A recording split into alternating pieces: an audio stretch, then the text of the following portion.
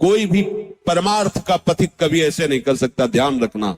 चाहे लाल पहने हो, चाहे पीला पहने हो, चाहे नीला पहने हो, सच्चा परमार्थ का पथिक मंगिबो भलो न बाप सो जो प्रभु राखे टेक, अगर ऐसे कर रहा है तो परमार्थ का पथिक नहीं है।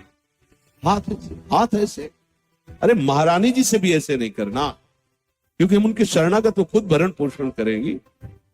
ऐसे कैसे, ऐसा हो ही नहीं सकता। छोड़ेगा नहीं, कहीं भाग जाओ, वृंदावन धाम जाओ, चाहे जहां जाओ, छोड़ेगा नहीं तुम्हें, ये तुम्हारे साथ रहेगा, तुम्हें भोगना पड़ेगा, इसीलिए डरते रहो, कोई ऐसा कर्म न बन जाए। इसीलिए जय हो भगवत शरणागति की, कि कोई भी कर्म उसको दंड नहीं दे पाएगा। शरणागत के समस्त भार को प्रभु स्वीकार कर लेते हैं। जिन शरीर अथवा मानसिक क्रियाओं के साथ मनुष्य अपना संबंध मान लेता है, वो सब क्रियाओं का फल उसे अवश्य भोगना होता है। ध्यान दीजिए, ये कर्म का दलदल बहुत बुरा दलदल है, इससे निकलने का उपाय नहीं मिलता बड़े बड़ों को। भीष्म जी के पास जब भगवान युधिष्ठिर जी को लेके जाते हैं, तो युधिष्ठिर जी से कहते हैं कि ज्ञान और धर्म का ये सूर्य अस्त होने जा रहा है, ले लो जितना तुम्हें ज्ञान लेना है। भगवान कह रहे हैं ज्ञान और धर्म का मूर्तिमान स्वरूप भीष्म, ये सूर्य अस्त होने जा रहा है। भीष्म ने जैसे कहा, युधिष्ठिर जी के कुछ प्रश्न है, आप इनका उत्तर दे दीजिए। तो आंसू भरकर भगवान से कहा, प्रभु बहुत भयानक पीड़ा है, अर्जुन के तीक्ष्ण बाण शरीर में घुसे हुए हैं, कोई अंग नहीं है जो पीड़ा से जल न रहा हो। प्रभु ऐसी स्थिति में मैं क्या उपदेश करूं? देखो कर्म का जाल कितना सुदृढ़ होता है। 6 महीने बाणों की सैया पर, बाणों की सैया। महाभागवतों में, 12 महाभागवतों में गणना भीष्म जी की, अखंड बाल ब्रह्मचारी, धर्मनिष्ठ, शास्त्रों के संपूर्ण ज्ञाता, लेकिन सैकड़ों जन्म पूर्व जो कर्म है वो सुरक्षित है, वो आकर के फल दे रहा है। भगवान ने स्पर्श किया, स्पर्श करते ही पीड़ा गई। फिर प्रश्न उत्तर हुए। हम ये बताना चाहते हैं कि कर्म कितना बलवान होता है।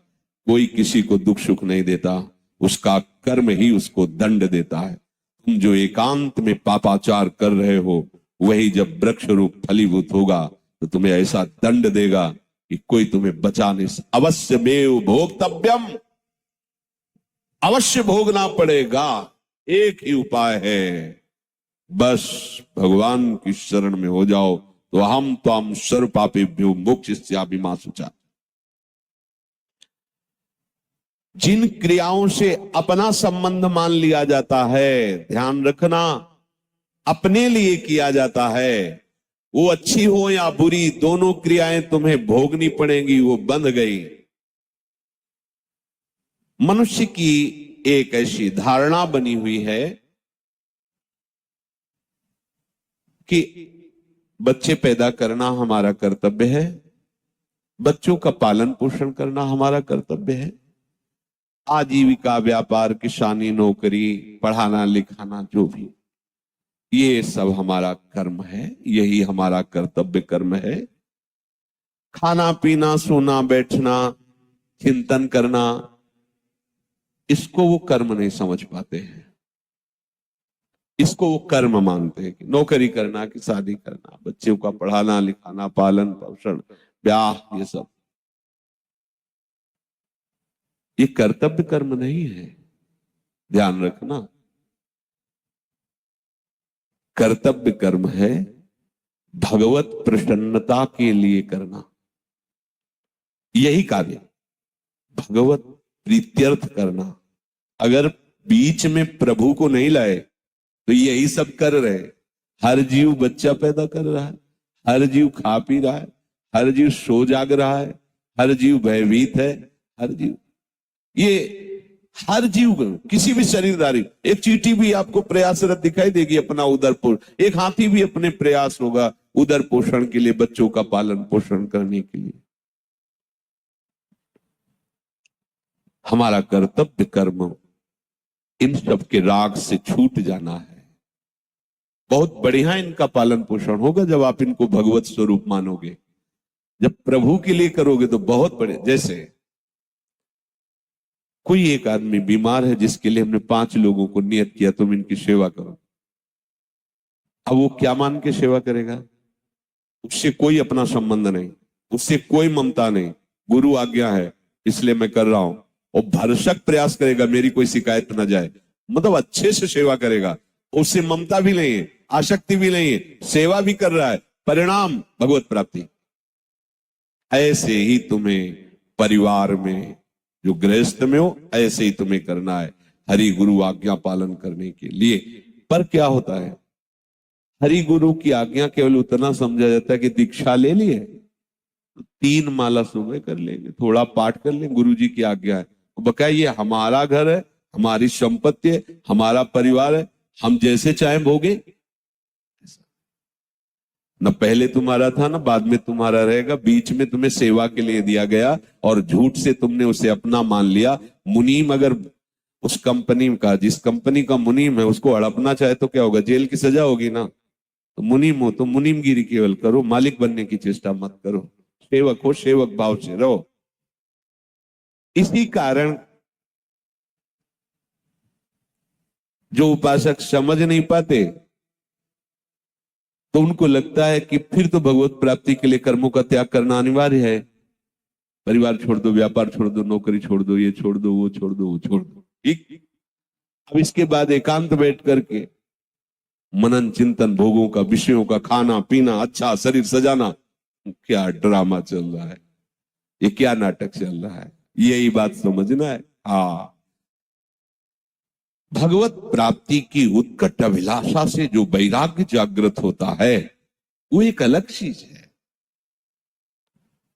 सुन सुना करके अपने कर्तव्य का भगवत स्वरूप मानकर पालन न करते हुए और उसका त्याग करके अपने शरीर की सुख आराम व्यवस्था के लिए भोग, ये दुर्गति का कारण बन जाएगा, परमार्थ का कारण नहीं बनेगा, समझ लेना। फिर यही होगा कि आप केवल रसेंद्री और जनेंद्री की पुष्टि के लिए चिंतन करते हुए डोलते रहोगे। देखे जो मैं जोरत हाथ लटकत, अरे केतिक आयु केतिक जीवन। कोई भी परमार्थ का पथिक कभी ऐसे नहीं कर सकता, ध्यान रखना। चाहे लाल पहने हो, चाहे पीला पहने हो, चाहे नीला पहने हो, सच्चा परमार्थ का पथिक मंगिबो भलो न बाप सो जो प्रभुरा के टेक। अगर ऐसे कर रहा है तो परमार्थ का पथिक नहीं है, केवल रोटी के लिए आज्ञा आचार्यों ने दी है। इसलिए बड़े बड़े परमहंस दरवाजों पे जाके केवल रोटी, अगर उन्होंने 10 रुपया निकाला कि भाई बाबा हमारे पास भिक्षा नहीं, 10 रुपया रख, नहीं, केवल रोटी।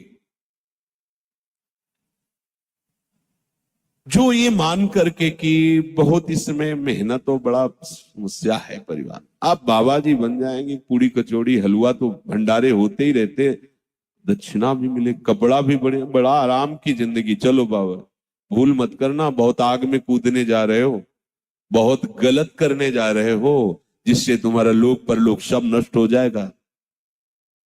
पहले संतों की समाज में कुछ ऐसे संत भगवान रखे जाते थे, अधिकारी जन, कि जैसे संत समाज आ रही तो गेट में खड़े हैं, उनको लगा तुम्हारा प्रेम पट क्या है, तुम्हारा योग पट क्या है,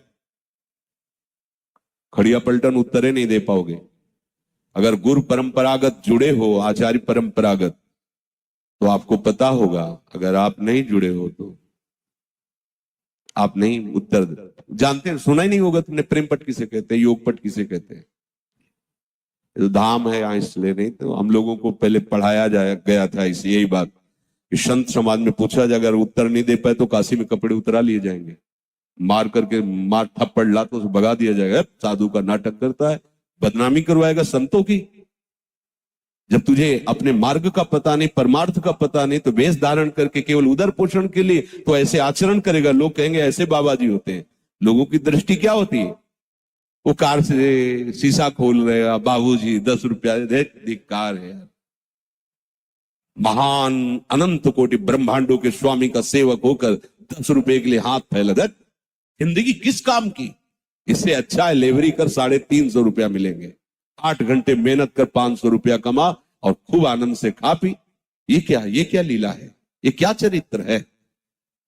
तो जो अपने उद्देश्य को नहीं समझ पाते, केवल कार्य के भार को और कार्य ना करके उस सुविधा को देखकर, ये बहुत बड़ी हानि होती है। ध्यान रखना, ऐसे लोग भगवान को कष्ट देने वाले कहे गए हैं। वेशधारी हर एक बहुत बुरा लगता है।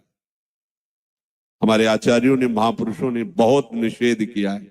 केति कायु केति जीवन काहे विनाशत काज हटकत। हाथ ऐसे, अरे महारानी जी से भी ऐसे नहीं करना, क्योंकि हम उनके शरणागत तो खुद भरण पोषण करेंगी। आप ऐसे कैसे, ऐसा हो ही नहीं सकता, नहीं हो सकता। जिसका उद्देश्य प्रभु है, ऐसा हो ही नहीं सकता। कर्म एक क्षण भी नहीं रुकते। नींद, आप समझते हैं कोई क्रिया उस समय नहीं होती, तो आप थोड़ा सोए हो, आपको जगह दिया जाए, तो आप कहोगे अभी पूरी नहीं हुई थी, मतलब क्रिया चल रही ना, अभी पूरी नहीं हुई थी, आपने जगा दिया, हाँ अभी तो आलस आ रहा है, नहीं कहेगा। क्यों? अभी क्रिया पूरी नहीं हुई थी ना। वो नींद की क्रिया चल रही है, सुषुप्ति पे हो, तुम्हें पता नहीं है, पर तुम ही उत्तर दोगे अभी हमारी नींद पूरी नहीं हुई थी।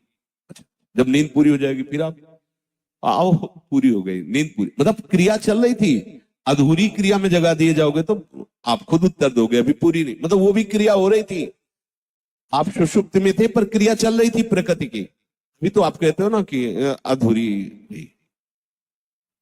चिंतन, सूक्ष्म चिंतन चलता ही रहता है। स्थूल शरीर की क्रियाएं नींद आदि, सूक्ष्म शरीर की क्रियाएं चिंतन आदि, समाधि आदि, ये सब कारण शरीर तक की। जैसे मूर्छा में है, कारण शरीर काम कर रहा है, चिंतन बंद है, स्थूल शरीर पड़ा हुआ है, पर कारण शरीर का अगर वो ना रहे तो चेतना कैसे आएगी? वो भी क्रिया चल रही है, एक क्षण भी बिना क्रिया के नहीं रह सकते। तो शरीर से अहंकार पूर्वक जितनी क्रियाएं होती हैं, वो हर शरीरधारी को भोगना होता है। इस कर्म जाल से बड़ा प्रचंड भूत है ये कर्म, छोड़ेगा नहीं। कहीं भाग जाओ, वृंदावन धाम जाओ, चाहे जहां जाओ, छोड़ेगा नहीं तुम्हें, ये तुम्हारे साथ रहेगा, तुम्हें भोगना पड़ेगा। किडनी फेल, भोगना पड़े, अवश्य में भोक्तव्यम। हाँ, भगवान की शरण में तो ऐसे गोद में रख के पार करवा देंगे, भोगना पड़े। इसीलिए डरते रहो, कोई ऐसा कर्म न बन जाए। बन गया आकाश में उड़ गया, तुम्हें लगा कि वो कोई जाना नहीं, निपट गया, नहीं, वो तुम्हारी खोपड़ी में बैठा है। अब वो तुम्हारी बुद्धि पे शासन करके वहीं ले जाएगा, वही करवाएगा जिससे तुम्हारी दुर्गति होगी, तुम्हें दंड भोगना पड़ेगा। कर्म किसी का सहयोग नहीं लेता, वो खुद इतना बलवान होता है कि तुम्हें दंड देने के लिए उसे किसी सहयोग की जरूरत नहीं, वो सब सहयोगी तैयार कर लेगा। जिस समय वो दंड फलीभूत होने का, वो केवल इंतजार करता है समय का, जहां समय आया हिसाब किताब बराबर कर देगा। डरते रहो, आज्ञा के विपरीत कोई कर्म न बन जाए। इसीलिए जय हो भगवत शरणागति की, कि कोई भी कर्म उसको दंड नहीं दे पाएगा। देख लो, पूर्व में जो संचित गोदाम है उसमें आग लगा दी। आगे जो हमसे हो रहे हैं अनुलिख्या लिखा ही नहीं जाएगा, ये अब बच गए। अनुलिख्यानंतान तदपराधान मधुपति, स्वयं मधुपति भगवान श्री कृष्ण लिखते ही नहीं। ये हरिवंश महाप्रभु कह रहे, सजनी जू कह रहे, नहीं लिखा जाएगा आगे का। किसका? शरणागत है, राधा चरणारविंद का। राधा राधा राधा, उसके गोदाम में आग लग जाएगी, भस्म। आग इसलिए कि अगर कह दिया जाए झाड़ के निकाल दिया जाएगा तो भी वो सुरक्षित है, बाहर आ जाएगा तो भी सुरक्षित है। आग लग गई, अब उसमें अंकुरण होने की संभावना ही नहीं। आगे वाले अनुल्लेख्यानंतान, बीच में जो शरीर है आ रहा है भोग, वैसे गोद में बैठाल कर भोगवा रहे हैं। जिससे उसकी दृष्टि भोग पे नहीं है, जो गोद में लिए उस पर है, इसलिए वो जो गोद में लिए वो आनंद समुद्र है, इसलिए उसे उस भोग के समय, रोग के भोग के समय, कर्म जो प्रारब्ध बनकर आया उसके भोग के समय भी वो आनंदित रहता है, क्योंकि वो देखता है मैं हरि की गोद में बैठा हुआ। इसलिए सावधान। प्रभु कह रहे कोई भी ऐसा नहीं है कि एक क्षण भी कर्म के बिना रह सके। कर्म जाल से मुक्त होने का उपाय मामेव ए प्रपद्य, बहुत अमृत में शब्द इसे समझ लो, नहीं तो बहुत बड़ी झंझट है ये कर्म। मांडव्य ऋषि हाथ उठाए, दाहिने पैर के अंगूठे के बल मंत्र जाप करते हुए समाधि अवस्था में थे। हम कह रहे कि 1 मिनट उस स्थिति में नहीं खड़ा हुआ जा सकता। हाथ उठाओ, बायां पैर के बल, जिसे दाहिने पैर का अंगूठा पूरा इस पे रखो और दाहिने पैर के केवल अंगूठे पे हो, बायां पैर का पूरा बल यहां सपोर्ट में हो और दाहिने पैर के अंगूठे गए। अब आप देखो धम्म से गिर जाओगे तुरंत। वो ऐसे खड़े और समाधिस्थ है, सावधान नहीं, शरीर की चेष्टा में समाधिस्थ है। राजा के यहां से चोरी करके देखो कर्म, राजा के यहां से चोर चोरी करके खजाने से अब जो राजा के यहां चोरी के बहुत ही प्रवीण होंगे, भागे तो राज कर्मचारी उन्हें पीछा किया, वो मांडव्य ऋषि जी के आश्रम में घुस गए, देखा राजकर्म, वहां पकड़ा, मेहमाल सहित चोर मिले।